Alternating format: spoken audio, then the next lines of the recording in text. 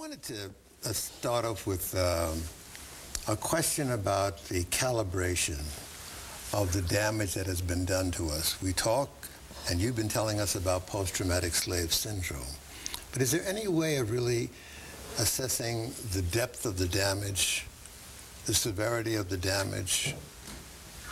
Is it gone, on its way out, getting worse?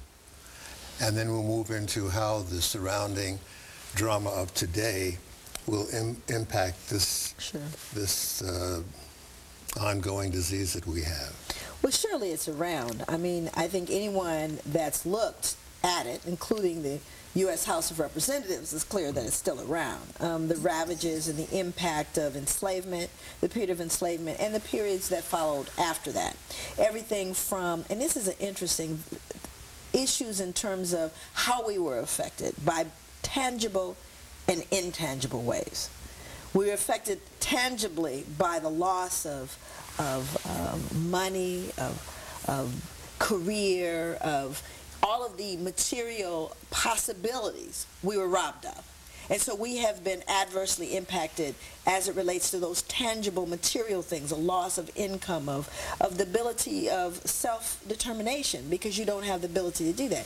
But the intangible ways, the loss of dignity, the loss of a sense of self as a result of brutalization and oppression, continual and perpetual. Now, the U.S. House of Representatives stated all this.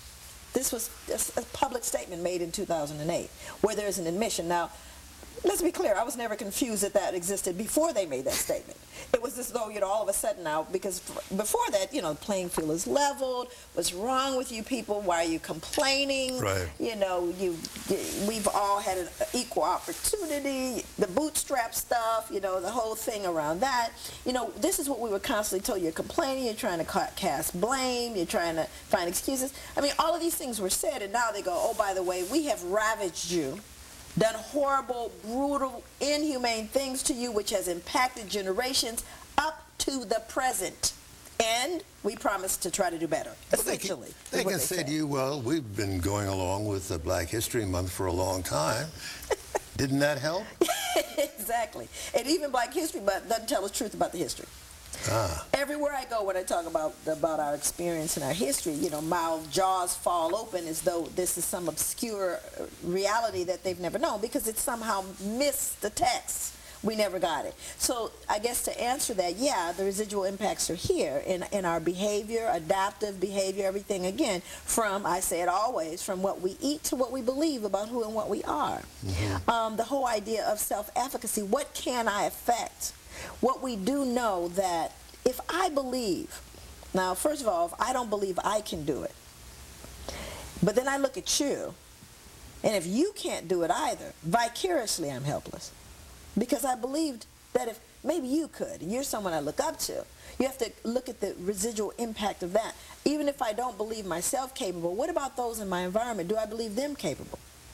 And that speaks to families and communities and legacies. It just does. So much of what we arrive at in terms of what we believe we can do has to do with those significant people in our environment. And if those significant people in our environment are broken for whatever reason, then we are getting passed along to us broken concepts and beliefs and perceptions, brokenness. And so we incorporate that into our lives. Now, when you start looking at any of the outside stuff, like you said, it exacerbates that. It just makes it worse. The difference here, and I think, you know, we've spoken about this before, Gil, and that is that when things get deep, and things have always gotten deep for black folks, going all the way back, you know, post-Civil War, trying to figure it out, dealing with the Klan, dealing with segregation, Jim Crow, dealing with all the oppression, police brutality, you know, all of the discriminatory behavior in terms of work and even where you could live. But somehow, we were able to pull together. We were able to say, okay, all right, but you're not going to stop me. We're going to come together as families, as religions, as whatever, to come together to build, to somehow stand up to this oppressive force. Now, what has happened in the midst of all of these things? You know, you've had progress. People always say to me, well, why are you complaining? We've got Oprah. Now you got Obama. You know what I'm saying? There you are, you know, as though that somehow erases and eradicates centuries of oppression and institutionalized discrimination, which is alive and well. Let's be clear. None of that changed. But that's what they'll give to you, as the apologists will say, well, certainly, you know, everything is fine now. You know, you have, look at all these millions that, you know, Jay-Z makes. I mean, yeah, those kinds of things that somehow erase the reality of disproportionality on so many levels. But what we're seeing now is those families, the bedrock of our communities, which were often not only extended, but present for us in the times of crisis. They were there. And now we have single parents. Single parents raising a child, male or female, doesn't matter, by themselves. They don't even speak to their parents. There certainly are no grandparents present. So the bedrock that was there to sustain us is no longer there. And now we've had the less knowledge about who we are, less sense of self, which has been eroded by the society around us, which says you are what you have, the materialism, the, you know, American Idol, who wants to be a millionaire, cribs, and, you know, I'm going to get mine, essentially. That has deteriorated, further deteriorated our relationships. And as a result of that, now in this new crisis, what is the foundation that's holding us together? That's where we're going in this discussion. A voice is about an individual creation based on other voices that came before. An echo is about imitation, which is suicide, and emulation, which is a sign of an adolescent mind. However you vote, don't let it be an echo.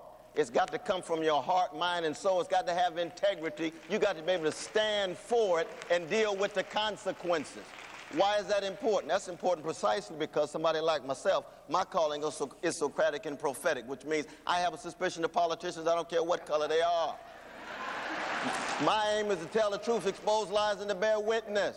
So yes, I critically support Obama. I break my neck across the nation to support him. When he wins, I'll celebrate for a day. I'll break dance that morning. The second day, I'm his major critic.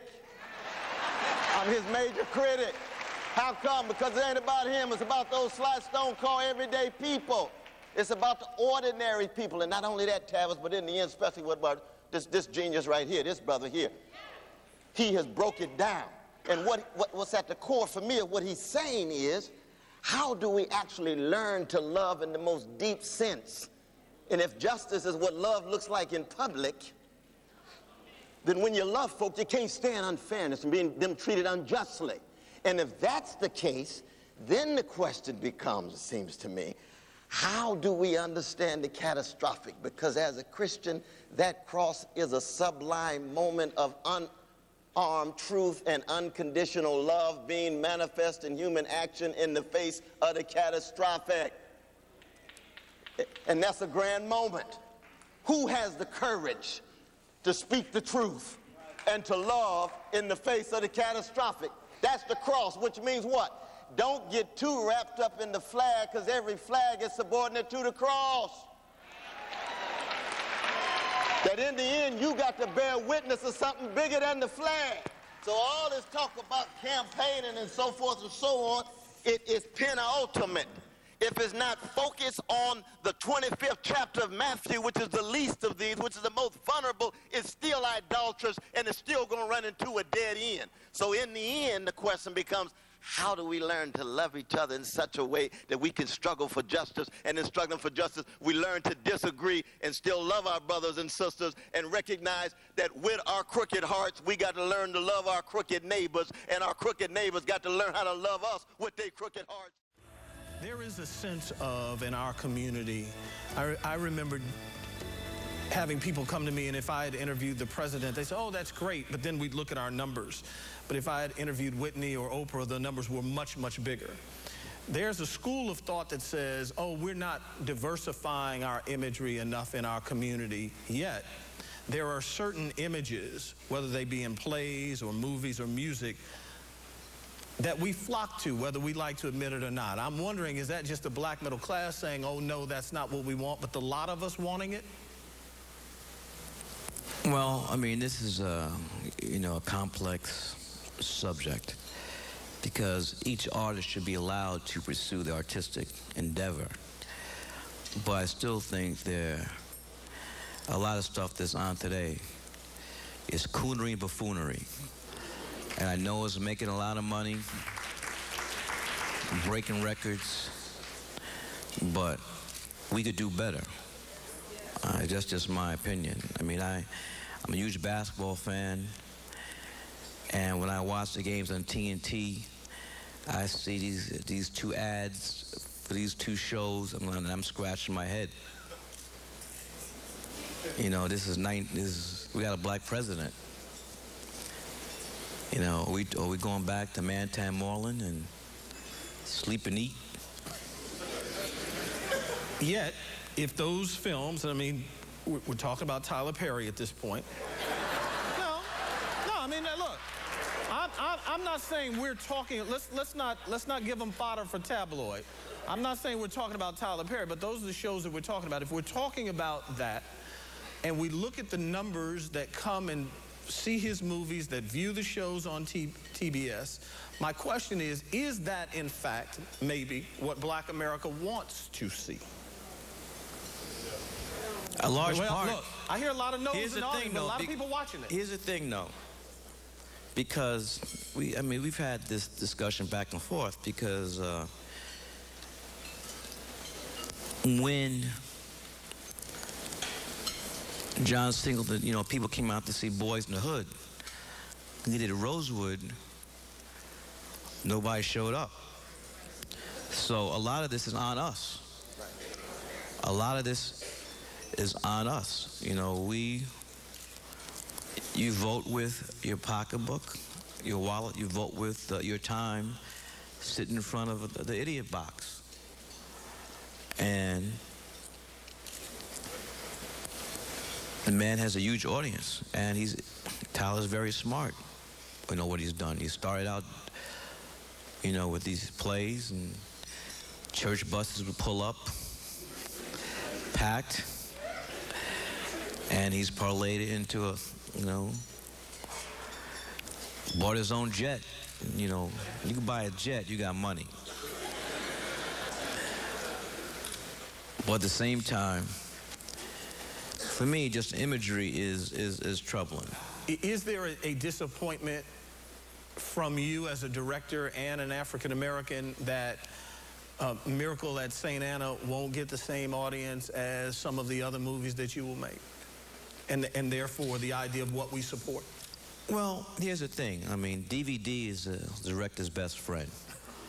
So a lot of people have come up to me and said they like the film a lot, but for whatever reason, they didn't get to see it in the theater, but they definitely